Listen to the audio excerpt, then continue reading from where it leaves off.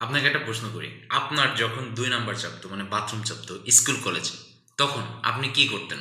আমি আমার লাইফে বিপদে পড়া ছাড়া কখনোই হচ্ছে ২ নাম্বারের জন্য কখনো হচ্ছে স্কুল কলেজের ব্যবহার করিনি। কেন? কারণটা আমার ক্ষেত্রে যেটা হয়েছে, আশা করি অনেকের ক্ষেত্রে সেই একই জিনিস হয়েছে।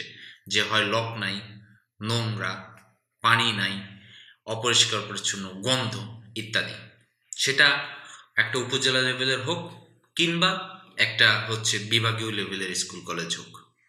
আমি অ্যাটলিস্ট আমার এই ২ জায়গায় পড়াশোনার এক্সপেরিয়েন্স হয়েছে এবং আমি ২ জায়গায় এই একই জিনিস লক্ষ্য করেছি। হাইজিন মেইনটেইন করা এটা একটা ক্রাইম বাংলাদেশে। এমনটাই আমার কাছে মনে হয়। কারণ কি? বাংলাদেশের আমি মনে করি ৯৫% ই হচ্ছে খাবারের দোকান বা এই টাইপের যেগুলো একদম হাইজিন থাকা মাস্ট গুরুত্বপূর্ণ। সেইসব জায়গায় কখনোই হাইজিন মেইনটেইন করা হয় না। এটলিস্ট আমি তো দেখতেছিই না। আর বাকি যে ৫% এ আমরা দেখি চাকচিক্য হাইজিন মেইনটেইন করা হয়, ওটা অ্যাকচুয়ালি বসার জায়গা। ওইখানে তাদের রান্নাঘরের কিভাবে হাইজিন মেইনটেইন করা হয় এটাও এখনো আসলে আমাদেরকে ভাবার বিষয়। আসলে আমরা ডোন্ট কেয়ার এই হাইজিন বিষয়ে। আর এই সকল জায়গায় আনহাইজেনিক অবস্থা আমাদের থাকতে, থাকতে আমরা আসলে এর ভিতরে অভ্যস্ত হয়ে গেছি। অ্যাকচুয়ালি এর জন্যই আমরা হচ্ছে ডোন্ট কেয়ার। তাই আমি বলতে চাই যে এই হাইজেনিক একটা কালচার কিভাবে গড়ে তোলা যায়? এর একটা প্র্যাকটিস আমাদের মধ্যে তৈরি করতে হবে।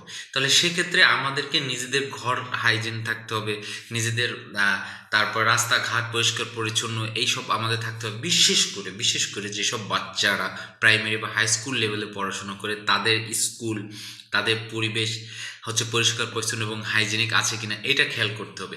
বাংলাদেশে আমি অনেক মফস্বল বা উপজেলা লেভেলে অনেক ঘুরেছি এবং আমি এইসব জায়গায় দেখেছি অনেক জায়গায় যে স্কুল কলেজে যেসব হচ্ছে ওয়াশরুমগুলো থাকে, আপনি দেখবেন যে বাচ্চারা যে ওয়াশরুমটা ব্যবহার করে এবং স্যার ম্যাডামরা যে ওয়াশরুমটা ব্যবহার করে দুইটা আলাদা হয়। স্যার ম্যাডামদের ওয়াশরুমটা আলাদা তাদের কাছে হয় এবং সেটা পরিষ্কার পরিচ্ছন্ন টাইলস করা থাকে, পানির সুব্যবস্থা থাকে, কিন্তু স্টুডেন্টের জন্য আলাদা থাকে। সেখানে পরিষ্কার পরিচ্ছন্ন নামগন্ধও থাকে না, পানি থাকে না, ইত্যাদি অনেক সমস্যা। এই যে দুইটা বৈষম্যের জিনিস একদম আপনি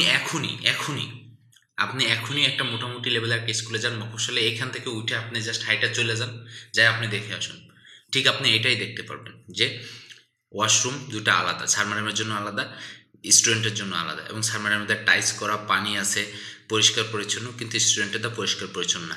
স্টুডেন্টরা তো বাচ্চা বাচ্চা স্টুডেন্ট, প্রাইমারি লেভেল, তারা তো পরিষ্কার না, অবশ্যই পরিষ্কার লোক থাকবে এবং হাই স্কুলের ক্ষেত্রেও তো পরিষ্কার লোক থাকতে হবে।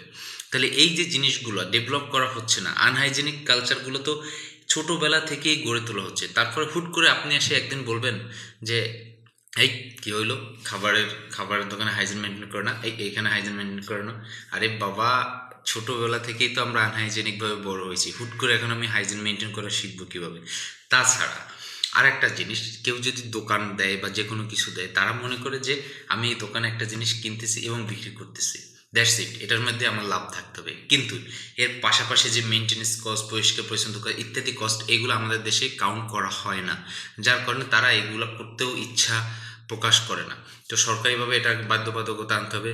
পাশাপাশি হচ্ছে এই যে ছোটোবেলা থেকে যদি হাইজিন কালচারটা গড়ে তুলে না দেওয়া হয়, তাহলে আসলে আমরা এইসব করতে পারবো না। আমি যখন আমার হচ্ছে ১ নম্বরে চাপে অর্থাৎ প্রস্রাব চাপ, সাধারণত রাস্তাঘাটে অনেক ঘোরাঘুরি করি আমি। তো প্রথমেই হচ্ছে আমি কখনো পাবলিক টয়লেট খুঁজি না।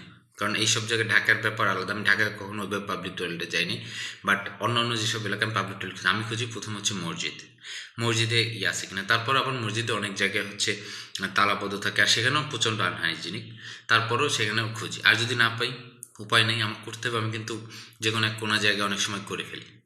তো তো এখন এই যে পাবলিক টয়লেটের ব্যবস্থা নাই, তারপরে হচ্ছে আবার অনেক মসজিদে তালাবদ্ধ, আবার যেসব মসজিদ আছে সেখানেও হচ্ছে এইসব প্রবলেম। তো এখন আমি আমি কি করবো? আমার তো বাধ্য হয়ে আমাকে এটা করতে হয়েছে। তো বাট এই যে কালচারটা যদি ডেভেলপ থাকে, তারপর যদি আমি এটা করতাম, তাহলে এটা আপনি আমাকে দোষ দিতে পারতেন। কিন্তু কালচার যেহেতু ডেভেলপ না, আমাকে যেহেতু উপায় নাই, তাই আপনি আমাকে দোষ দিতে পারবেন না। আপনি আমাকে দোষ দিতে পারবেন না। এর জন্য আমাদেরকে আগে এই হাইজেনিক কালচারটা ডেভেলপ করতে হবে। তারপরে হচ্ছে আমরা ইয়ে করতে পারবো। এর জন্য সবাই প্রত্যেকটা সেক্টরে হচ্ছে এই বিষয়ে কথা বলতে হবে এবং বিশেষ করে হাই স্কুল লেভেলে যদি হাইজেনিক কালচারটা আরও ডেভেলপ করা যায়, তাহলে আপনার অনেকে আমরা শহরে থাকি, ঠিক আছে, আরে আমি আছি তো ভালো আছি। আরে বাবা, গ্রামের ছেলেগুলো তো কদিন পর শহরে আসবে। সেও আপনার আশেপাশে বসবাস করবে। তখন কি আপনি কই যাবেন? তো আসলে এইভাবে হয় না। আমাদেরকে হাইজেনিক কালচারটা যেভাবে হোক আমাদেরকে এটা গ্রো করতে হবে। Thank you.